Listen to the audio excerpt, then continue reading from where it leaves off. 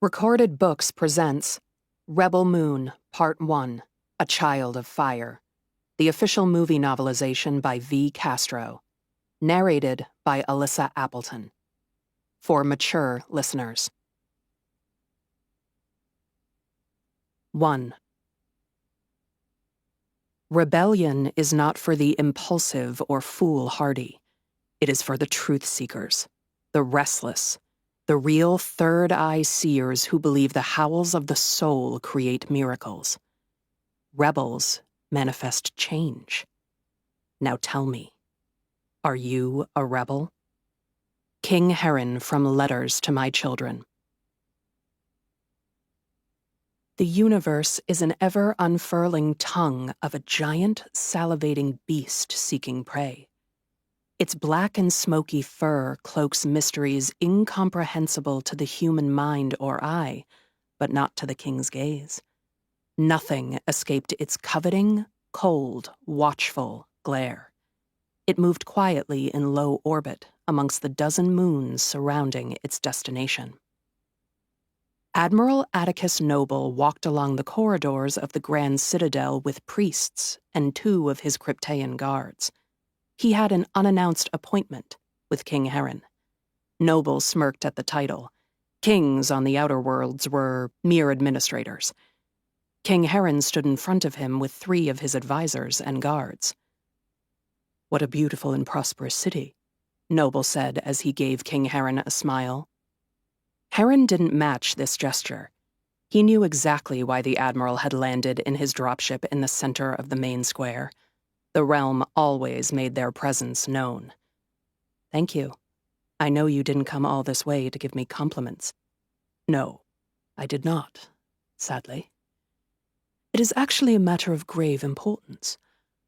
I have the responsibility of finding Devra and Darian Bloodaxe from Shasu. It pained me to know they had been given sanctuary here.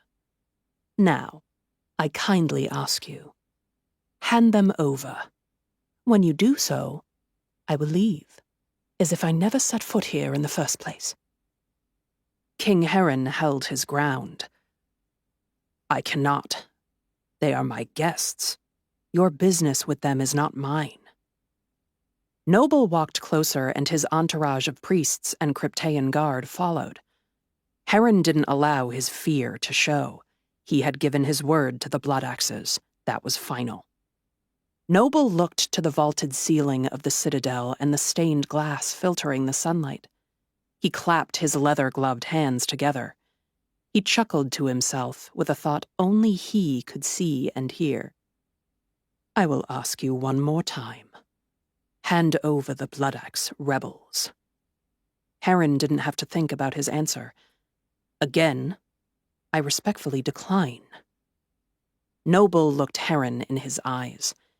In his cold, dark stare that showed he possessed no soul, the real Noble emerged. "Very well. That is your choice?" "It is." Noble nodded. "Until we meet again." He turned on his heels and walked out of the citadel back to his dropship. King Heron's general leaned into his ear. "What are your wishes for this turn of events?" "Tell the Bloodaxes to prepare themselves. They must be ready to flee." The general gave him a short nod and left. Heron stood alone and wondered if he would ever meet Noble again. He hoped not. The hangar on one of the sides of the King's Gaze opened for a single dropship to emerge and land on the planet below. Atticus Noble stood in silence as he watched the scenes from the city of Toa on a monitor.